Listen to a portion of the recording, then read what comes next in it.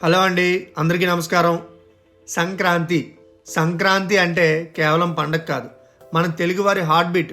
సూర్యుడు మకర రాశిలో ప్రవేశించే రోజు నుంచి మొదలయ్యే పండగ.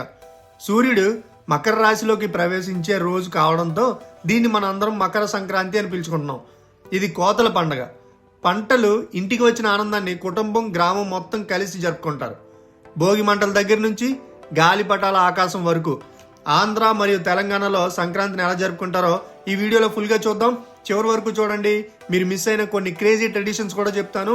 Welcome to Gopi vlogs. నేను మీ గోపి.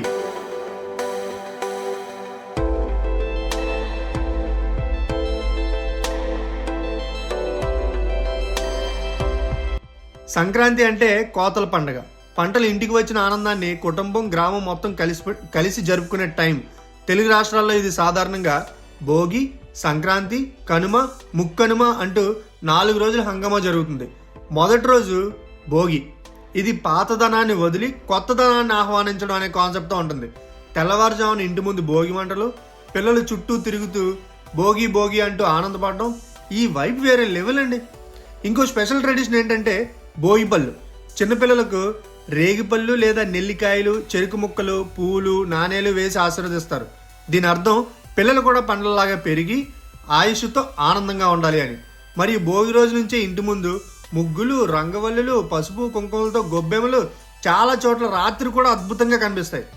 ఇక రెండో రోజు, అసలైన రోజు, మెయిన్ డే మకర సంక్రాంతి. ఈ రోజున సూర్యుడు మకర రాశిలో ప్రవేశిస్తాడు అనేది మన సాంప్రదాయం అన్నమాట. ఇంట్లో ఉదయాన్నే పూజ, కొత్త బట్టలు, గుడికి వెళ్ళడం, ముఖ్యంగా సూర్యుడికి నమస్కారం చేయడం ఇలాంటివన్నీ ఉంటాయి. ఈ రోజున ఫుడ్ అంటే అరిసెలు, సెక్కినాలు, చెక్కెళ్ళు, గారెలు, పొంగలు, చక్కెర పొంగలి, బెల్లం, నువ్వుల ఉండలు ఇవి లేకుండా సంక్రాంతి కంప్లీట్ కానే కాదు. ఇంకా చెప్పాలంటే ఇది ఫ్యామిలీ టైం. బంధువులు ఇల్లు కలిసి భోజనాలు, నవ్వులు, నిజంగా మన ఊరు ఫీలింగ్ వస్తుందంటే చెప్పండి. ఇక మూడో రోజు కనుమ. తెలుగు గ్రామీణ సంస్కృతిలో కనుమ అంటే వ్యవసాయానికి, పశువులకి ఇచ్చే గౌరవం. ఎద్దులు, గేదెలను అలంకరిస్తారు, పూజ చేస్తారు. కొన్ని చోట్ల గంగిరెద్దు ఆటలు కూడా కనిపిస్తాయి. ఇంకా కనుమ అంటే విందు.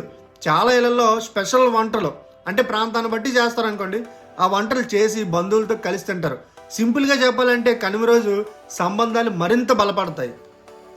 ఇక ఫైనల్గా 4వ రోజు ముక్కనుమ. కొన్ని ప్రాంతాల్లో ఈ రోజు పిక్నిక్లా ఉంటుంది. బయటికి వెళ్ళడం, బంధువులు ఇళ్ళకి వెళ్ళడం, ఆటలు ఆడుకోవడం సూపర్ ఉంటుంది. మరి సంక్రాంతి అంటే ఫన్ లేకుండా ఎలా అవ్వదు కదా.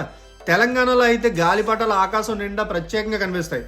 ఆంధ్రాలో కూడా పలు చోట్ల గాలిపటాల పోటీలు, పిల్లల ఆటలు, పల్లె సంబరాలు, సూపర్ వైబ్. జనరల్గా సిటీలో వర్క్ చేసే ప్రతి ఒక్కరూ 1 డే కూడా మిస్ అవ్వకుండా తమ సొంత ఊర్లకు వెళ్ళి వాళ్ళ ఫ్యామిలీతో ఖచ్చితంగా స్పెండ్ చేయాలని కోరుకునే ఏకైక తెలుగు పండుగ మన సంక్రాంతి.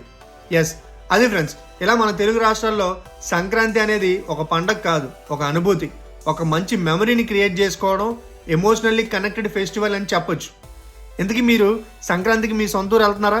మీ ఊరి పేరు సరదాగా కామెంట్ చేయండి. ఎంతమంది సేమ్ విలేజ్ ఆర్ మండలో చూద్దాం. ఇక మీ ఊర్లో సంక్రాంతిని ఎలా జరుపుకుంటారు?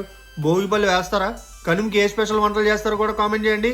ఈ వీడియో మీకు కనుక నచ్చినట్లయితే లైక్ చేయండి, షేర్ చేయండి. ఇంకా ఇలాంటి తెలుగు కల్చరల్ వీడియోస్ కోసం సబ్స్క్రైబ్ చేయండి. మీకు, మీ కుటుంబ సభ్యులకి సంక్రాంతి శుభాకాంక్షలు. నేను మీ గోపి, సైనింగ్ ఆఫ్.